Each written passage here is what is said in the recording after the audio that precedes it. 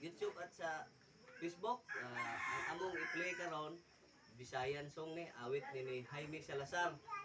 So sa itong mga kaigsuunang Cebuano, Tagalite, Sikihor, labi na ang among pinalanggang lalawigan sa Bohol, mga nasig na itong mga higala, no? So mao ni awit nga sikat kanadto.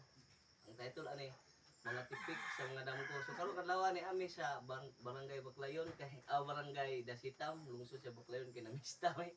Okay, talaga.